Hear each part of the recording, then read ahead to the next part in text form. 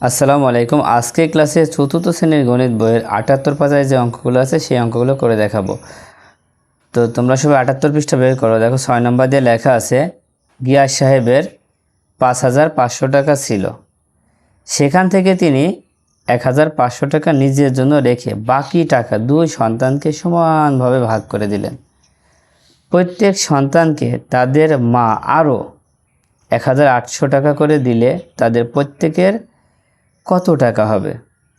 দেখো গিয়াস সাহেবের ৫,৫০০ টাকা ছিল, তিনি ১,৫০০ টাকা নিজের জন্য রেখে দিলেন। এখন নিজের জন্য রাখার পরে তার কাছে আর কত টাকা থাকছে এটা বের করার জন্য কি করবা? এটা থেকে এটা বিয়োগ করে দিবা। বিয়োগ করার পরে যে টাকাটা আসছে সেই টাকাটা দুই সন্তানকে ভাগ করে দিল। বিয়োগ করার পরে যে টাকাটা আমরা পাচ্ছি সেই টাকাটা দুই সন্তানকে ভাগ করে দিল সমানভাবে। ভাগ করে দেওয়ার পরে প্রত্যেক সন্তানকে তাদের মা আবার ১,৮০০ টাকা করে দিল। তাদের প্রত্যেকের কত টাকা হবে? তাদের প্রত্যেকের কত টাকা হবে? দেখো এখানে যেভাবে করা আছে আগে এভাবে করি। আমরা সমস্যাটা যেভাবে সমাধান করতে পারি গাণিতিক বাক্য দিয়ে। প্রথমে করতে হবে কি গাণিতিক বাক্য দিয়ে। তো প্রথমে টাকা ছিল কত? ৫,৫০০। তো লিখে দাও ৫,৫০০। এবার নিজের জন্য রাখলেন ১,৫০০। এবার এই দুইটা কি করতে হবে? বিয়োগ করতে হবে। এই জন্য এই দুইটাকে একটা বন্ধনী দিয়ে ঘিরে দিতে হবে। দেখো প্রথম বন্ধনী দিয়ে আমরা ঘিরে দিয়েছি, ঠিক আছে। এবার তারপরে একটা ভাগ দেওয়া হয়েছে, কারণ এই বিয়োগ করে যে টাকাটা আমরা পাবো সেই টাকাটা দুই সন্তানকে সমানভাবে ভাগ করে দিতে হবে, এই জন্য ২ লিখতে হবে। ভাগ করে দেওয়ার পরে তার মা আবার প্রত্যেক সন্তানকে কত টাকা দিল? ১,৮০০ টাকা দিল। সেই জায়গায় এখানে ১,৮০০ টাকা লিখতে হবে। তো গাণিতিক বাক্য তো তৈরি হয়ে গেল। এবার বিয়োগ করতে হবে। দেখো ৫,৫০০ থেকে ১,৫০০ বিয়োগ করলে কত হবে? দেখো আর থাকবে হচ্ছে ৪,০০০ টাকা। কত হবে? ৪,০০০ টাকা থাকছে। বিয়োগ করলে ৪,০০০। এবার ভাগ ২ যোগ ১,৮০০। এবার ৪,০০০কে ২ দিয়ে ভাগ করলে ২,০০০ হবে। ৪,০০০কে ২ দিয়ে ভাগ করলে কত হয়? ২,০০০ হবে।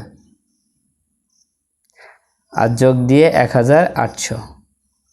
এবার এই দুটো যোগ করে ফেলো। দেখো তোমরা ২,০০০ আর ১,৮০০ যোগ করলে টাকা হবে ৩,৮০০ টাকা। তাই প্রত্যেকে ৩,৮০০ টাকা করে হবে। প্রত্যেক সন্তানের কত হবে? ৩,৮০০ টাকা করে হবে। এটা তোমরা গাণিতিক বাক্যে করলাম। এখন যদি লিখিতভাবে করো তাহলে কিভাবে করবা? দেখো ৬ নম্বর অঙ্কটা যদি লিখিতভাবে করো তাহলে কিভাবে লিখবা? দেখো প্রথমে গিয়াস সাহেবের ছিল কত? ৫,৫০০ টাকা। এটা কিন্তু প্রশ্ন দেওয়া আছে। আর নিজের জন্য রাখলেন ১,৫০০ টাকা। গিয়াস সাহেবের ছিল কত? ৫,৫০০ টাকা। নিজের জন্য রাখলেন ১,৫০০ টাকা। এখন রাখার পরে বাকি টাকাগুলো কি করলেন? দুই সন্তানকে দিলেন, তাই না? দুই সন্তানকে দিলেন কত টাকা? এই ৫,৫০০ থেকে ১,৫০০ বিয়োগ করলে কিন্তু আমরা জেনে যাব। তো ৫,৫০০ থেকে ১,৫০০ বিয়োগ করলে আমরা পেয়েছি আছে ৪,০০০ টাকা। তার মানে দুই সন্তানকে দিলেন ৪,০০০ টাকা। তো দুই সন্তান যদি ৪,০০০ টাকা পায় তাহলে এক সন্তান কত পাবে? এক সন্তান কত পাবে? অনেক কম পাবে। সেই জন্য লিখতে হবে এক সন্তান পাবে বা পেল, এই ৪,০০০কে ২ দিয়ে ভাগ করতে হবে। যেহেতু সন্তান ছিল ২ জন, এই জন্য এক সন্তান যখন পাবে তখন লিখবো, তখন হবে ৪,০০০ ভাগ ২। ২ দিয়ে ৪,০০০কে ভাগ করলে কত হবে? ২,০০০ টাকা হবে। কত হবে? ২,০০০ টাকা হবে। প্রত্যেক সন্তান ২,০০০ টাকা করে পেল। দেখো তারপরে তার মা কিন্তু প্রত্যেক সন্তানকে আবার ১,৮০০ টাকা করে দিল। তাই লিখবো প্রত্যেক সন্তানকে তার মা দিলে হবে, দেখো আগে পেল হচ্ছে ২,০০০ টাকা আর মা দিল হচ্ছে ১,৮০০ টাকা। তাহলে এই দুটো যোগ করতে হবে। ২,০০০ যোগ ১,৮০০ যোগ করলে কত হবে? ৩,৮০০ টাকা। এটাই কিন্তু উত্তর। উত্তর হবে ৩,৮০০ টাকা। আচ্ছা এবার ৭ নম্বর খেয়াল করি যে ঘূর্ণিঝড়ে ক্ষতিগ্রস্ত পরিবারকে সাহায্য করার জন্য ১৮৫টি পরিবারের নিকট থেকে ২৫০ টাকা করে তোলা হলো এবং ১০,০০০ টাকা সরকারি অনুদান পাওয়া গেল। তাহলে মোট টাকা ৩০টি পরিবারের মধ্যে সমানভাবে ভাগ করে দিলে প্রত্যেক পরিবার কত টাকা করে পাবে? এই অঙ্কটা কিন্তু খুব ভালোভাবে পড়তে হবে, না হলে বুঝতে পারবা না।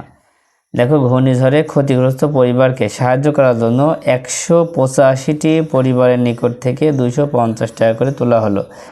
তার মানে প্রত্যেকটি পরিবার থেকে 250 টাকা করে তোলা হলো, এমন পরিবারের সংখ্যা হচ্ছে 185টি। হ্যাঁ, তার মানে 185টি পরিবারের প্রত্যেক পরিবার থেকেই 250 টাকা করে তুলছে, তাহলে অনেক টাকা হবে। এবং 10,000 টাকা সরকারি অনুদান পেল।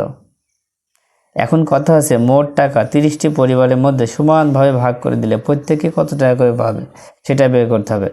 দেখো এখানে যেভাবে করা আছে প্রথমে করি, সমস্যাটি গাণিতিক বাক্যে সমাধান করি। তো গাণিতিক বাক্য দিয়ে প্রথমে অঙ্কটা লিখে নিব।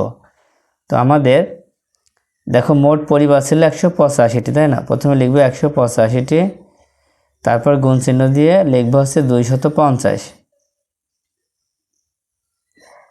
কারণ একটি পরিবার যদি 250 টাকা দেয় তাহলে 185টি পরিবার অনেক বেশি টাকা দেবে, সেই জন্য এই দুইটা গুণ করতে হবে। এই দুইটার কাজ আগে হবে বিধায় এখানে আমরা প্রথম বন্ধনী দিয়ে ঘিরে দিয়েছি, কিন্তু কাজ এখনও কিন্তু শেষ হয়নি। এখানে সরকারি অনুদান আছে কত? 10,000 টাকা। তো এই 10,000 টাকা কী হবে? যোগ হবে, সেখানে যোগ দিয়ে এখানে হবে 10,000 টাকা।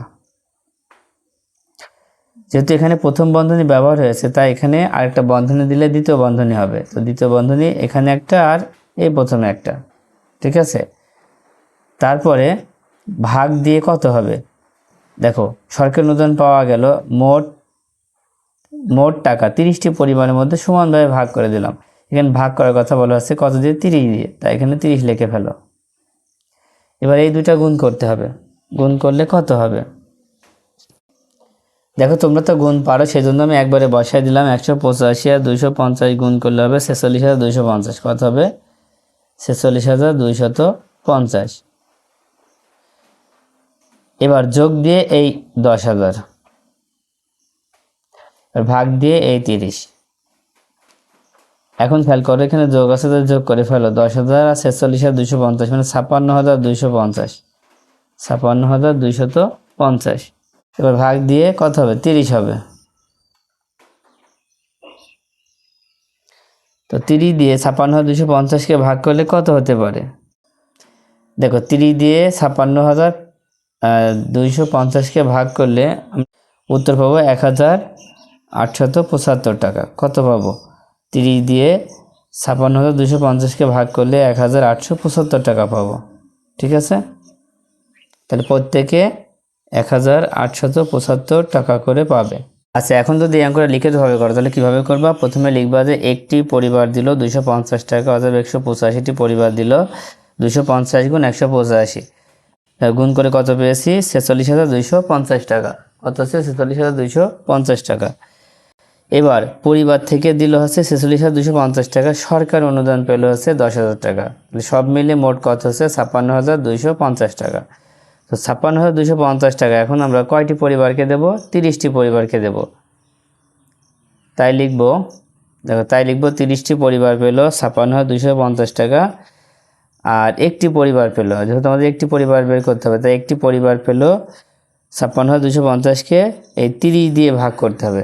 30 দিয়ে ভাগ করলে কত হয়? দেখো এখানে আমরা 3 দিয়ে ভাগ করেছি, কারণ এই একটা শূন্য আমরা বাদ দিয়ে করেছি, এই শূন্য বাদ দিয়ে করেছি। তো ভাগ করে কত হচ্ছে? 1,875। তা আমরা লিখে দেবো 1,875 টাকা। তার মানে প্রত্যেক পরিবার পাবে হচ্ছে 1,875 টাকা। এটা হচ্ছে উত্তর।